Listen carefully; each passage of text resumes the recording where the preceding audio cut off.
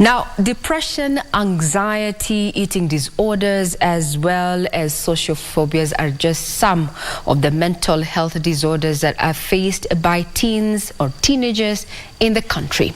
Tonight, we talk about adolescence and its challenges, looking at the interventions that have been made to increase capacity of this particular demographic that has been pegged as the future leaders of tomorrow. Taking us through this conversation is none other than Mary Magubo, who is an adolescent health expert at the Ministry of Health. Karibu sana. Asante sana. Now let's start off at that point. From where you sit, when you talk about adolescence, it's an in-between transition, so to speak. Yeah. Top of your mind, what are the main challenges that are faced by this demographic? Yeah, so adolescent is a transition age between 10 to 24, according to the World Health Organization, and you find these are children that are facing a lot of challenges, especially teenage pregnancy, sexual gender-based violence. We've talked about eating disorders, negligence from the parents, social media influence, peer pressure, and so on and so forth. Mm-hmm. There are so many. But in health, we tend to focus on issues to do with the teenage pregnancy, HIV, STIs, all those things, because one issue will lead to another. Mm-hmm. Yeah. And as you speak, the country was actually shocked by a report that was released, I think, from the Ministry of Health, mm-hmm. as well as various counties in regard to the issue of teenage pregnancies. Mm. The numbers were shocking, a shocking revelation. But what interventions have been put in place by government to ensure that we never have to have such statistics on teenage pregnancies in the near future? Yeah, so most of these children, I'm calling them children because they are minors, most of them are under 18. You find that they don't have the right information. So the ministry has taken up, and we've developed a booklet called Adolescents, Understanding Adolescents, this one, which is a guide for adolescents, all the adolescents, and every adolescent in this country needs to have this copy so that then they can have knowledge, discuss the topics that are in this booklet, and of course, if they have any question, they can always contact their parents, or if they're trusted teachers and parents to be able to get more information about what they want. Where would one get a copy? We have a few copies at the ministry, but we urge all the counties to try and get copies for their schools. Because we had a launch in Kenya High last year. This book was done in 2022. It's very brand new, and the first launch we did in Kenya High, and we had around 5,000 copies, and we gave them to the children in Kenya High and the schools in Nairobi, like Alliance, Starehe. Yeah, so each county needs to do that dissemination and also print these copies for their schools. And is it free? It's free. It's not for sale, it's free. Uh-huh. Yeah. So you've said print. Is there a way, can we get it from the website? You see in this page, is it available online? Yeah, it's online. But again, you find like the children in the village, I don't know how many can access phones and computers to be able to read. So hard copies are also good, but for those who can access online, they can get them in our website, Ministry of Health, Department of Family Health. Mm-hmm. Take us through, if I was to buy it for myself as a parent, is it just targeting adolescents, or is it even You're targeting? Actually not buying. If you want maybe to, like maybe, I'm sure you went to a school in Kenya and you want maybe to sponsor those children, yes, you can print for them and take to them. Okay. Yeah. So what is the content? Because it's a government document. What is the content?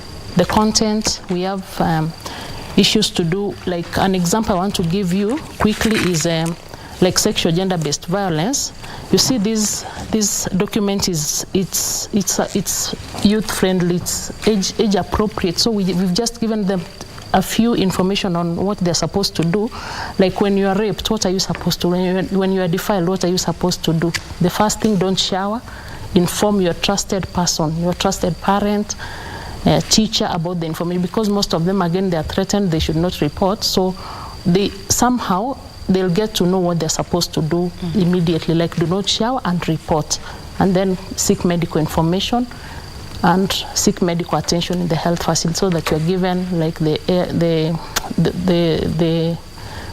the drugs that can prevent HIV and pregnancy. Yeah. We have seen the society more or less has been, we've talked about sex education, it is termed as taboo. From where you sit now, we have a publication that is actually outlining, what we need to know.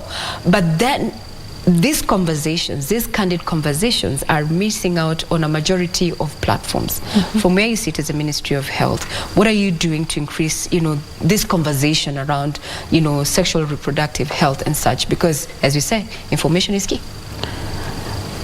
Yeah, as I've said, we try, of course, to also talk to the parents, because we've realized the parents also don't have, they don't know how to start the conversations. Like me, I have an adolescent, and it wasn't easier for me to start that conversation, because they want to know, can they have a boyfriend? Sexuality education is wide. Even teaching your child how to wipe themselves from back to, it's supposed to be from front to back, because some will do it from back to front, and they get infection, they get UTIs, that they're supposed to change their pads. That's sexuality education. It's very wide, and that's why we tell them to use the age appropriate, because if a child is 5 years, there is information that you need to give them. If they are 12 years, it's different. If they are 17, it's different. So we realized that also the parents, they don't know how to do it, they don't have the information, it's very wide. And we've also done a similar one for the parents, because we realized there's a gap. So it's about, I think in a few months it will be out, so that then it can go hand in hand with this one. Yeah. Now, there's a conversation and a debate that is not so palatable, quite the debate, so to speak. And this is about, sexual orientation. These are adolescents. They're transiting from childhood to adulthood, and here we are looking very confused. There are some quarters that are saying this is right, this is wrong. How do you think we need to tackle this conversation? Well, the Constitution is very clear on what we are supposed to do about it, and I was trying to avoid that question, by the way. But it's very clear that there are things we can't, of course, go against as government, and we have to follow the Constitution, which, of course, I know you know. But there is a component of intersex. These are children who are born with ambiguous genitalia. They have both the male and the female, and that's not their wish. Yes. It needs to be corrected. So our policy, the reproductive health policy, the adolescent health policy, allows that when they're at puberty stage, then they can be taken for surgery, because then the body we shall have adjusted to know if they are boys or they're girls. Yeah. So that is how. But people tend to confuse between intersex and homosexuality, because the other one now is people just they feel that's what they need. They identify themselves with. It's a preference. Yeah. The other one it's a medical condition. Yeah. Now, as we work towards wrapping this conversation, when you talk about as a parent, some children are dealing with sense of identity, and also something that is peer pressure as well as bullying in the schools, and it is really taking a health a toll on them in terms of their health. What would be your advice? Yeah, my advice, especially to parents, learn to listen to your children, make your children your best friends, and also be close to them and be there for them, listen to them, because if you're so close to them, then you'll be able to know when they're being bullied, and they'll explain to you. And when a child tells you, Mom, I don't want this school, don't brush it off. Try to interrogate and understand what they're going through, because there are so many issues that these children may be facing, but we feel it's so normal. So let's take our time as parents to listen to our children, to respect them, and also to educate them and guide them accordingly. Now, you've said that particular booklet is free. It's actually, even that polling is here. I didn't talk about it as stress management, mental health, about cancers. So abstinence, again, why is it very important for them to abstain at that age? Some people will say we need to give ABC, but abstinence has its own advantages, and especially they're not exposed to human papilloma virus, which causes cancer, such things. So it's the only the only method that's 100% sure way of preventing STIs, HIV, and pregnancy is abstinence. Yeah. So that particular publication, so once it's again, here. you said it is free? Yeah, it's free. And we can download it. Maybe tell us the website, those who are watching from home. And the website is www.familyhealth.go.ke. www.familyhealth.go.ke is here. .go.ke. Well, it is free. Now you can also send an email. If you have you can send an email to the head drmh.moh@gmail.com. Yeah. Indeed. Now there you've heard it there. We're talking about how to build capacity targeting the demographic. Adolescents, actually, according to the WHO, is age between 10 and 24. I know a majority and something of Kenyans. I forgot to say is also, yes, we have a copy for the blind, a braille copy of the same. So even for those schools that have special needs, they can also still access copies and be able to give to their children. Is it in Swahili and English, or is it purely in English and Braille?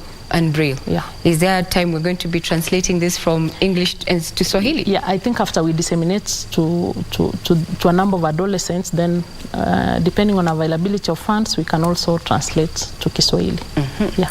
That is Mary Magubo, who is an adolescent health expert at the Ministry of Health, indicating that this particular booklet is there for your perusal and for you to build a capacity as a guardian parent, and even for the adolescents, now that you're dealing with so much, including sexual orientation, matters of peer pressure, bullying and such. Well, it is available on the website, that is www, again, at health.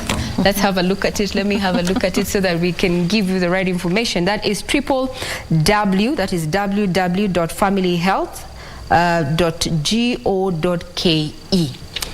They say information is power. That puts a cap on matters this Sunday Express tonight. Wish you a great evening ahead and a great week. I'm Regina Manyara.